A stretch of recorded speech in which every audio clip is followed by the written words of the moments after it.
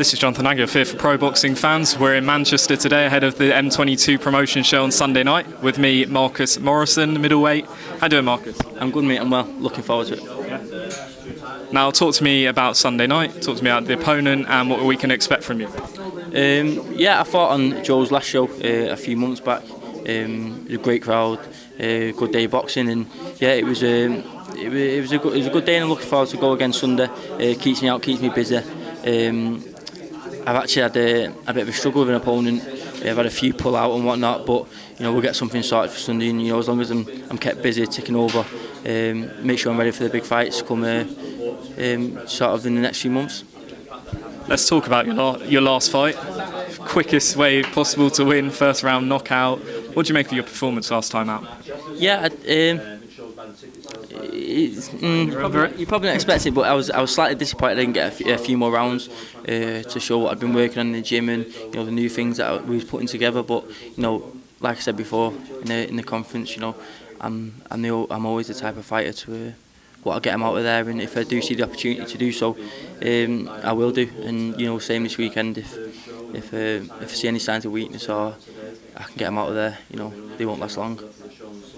Now, you are in a thriving domestic scene at the moment. Liam Williams, obviously the standout man. We look probably seeing him move on past British level. You've got Lunas Folia fighting for the English title. Where do you see yourself in this sort of middleweight division?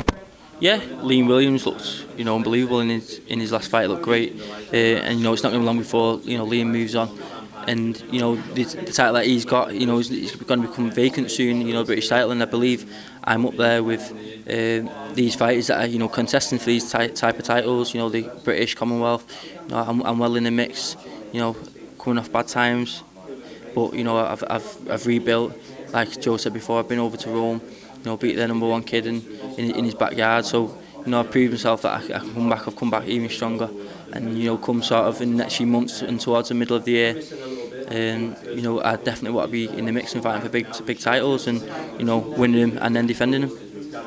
Yeah, you mentioned that you've been out to Rome. You had a fight in Italy. What was that experience? How does that experience differ to fighting in, say, the UK? I loved it. Being out there. I went out there and being under no illusions that I was going to get any favours out there. I was the away fighter, and to be honest, I think I went out there for them to try and roll me over, but it wasn't the case. We took matters into our own hands, and we turned over the home fighter, and here we are back with a title and onto bigger things. But overall, great experience. In the sun as well, so it was nice, great place. 2020, obviously we don't want to look too far ahead of Sunday, but should you come through, so you mentioned British title, Commonwealth, so I presume you expect to be challenging for a big title by, say, the end of the year? Yeah. If not before? Like I said, I've got to get Sunday out of the way first, and my eyes are firmly fixed on Sunday. I've took my eye off the ball before and come unstuck. But get Sunday out of the way, and we will be looking for big titles, because truthfully that's where I believe I'm at. I believe I'm well in the mix, and I can not only box but win these titles.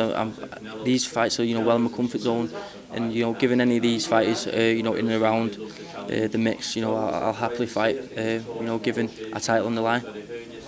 We did mention Liam Williams looks set to perhaps face Demetrius Andrade. How would you see that fight panning out?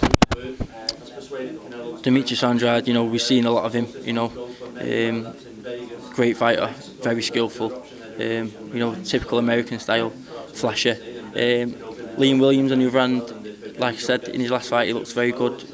He's such a strong, powerful guy, and I think not only that, he's shown a lot of people that he can box as well. He's got a very good boxing brain.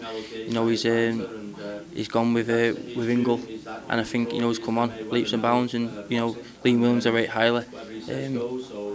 But I think it'd be a great fight, and people might say I'd be silly to say so, but I think that's a good 50-50 fight. I rate both fighters highly. I want to talk about your coach, Michael Jennings. He's obviously fourth. Pat Barrett. What's it been like training with him? How do you feel like your career's come on? Yeah, that's it. I knew when I went with Pat. I've been with Pat for 14, 15 months now or something like that. We've been working on a lot of things, a lot of new things, and it's just putting things together. you know, and bringing them into the fights. It's been exciting, you know. It gave me going with Pat, gave me a new sort of lease of life, if you like. You know, put the fire back in my belly, and it's what I needed. It's what I needed. But yeah, we well past sort of the sort of honeymoon phase now, and you know, like I said, we're looking to delve, you know, deep into, you know, the big titles, the big domestic titles, and I'm ready. Final couple. I wondered if you could give us a bit of an insight. Obviously, you fought Tyan Booth.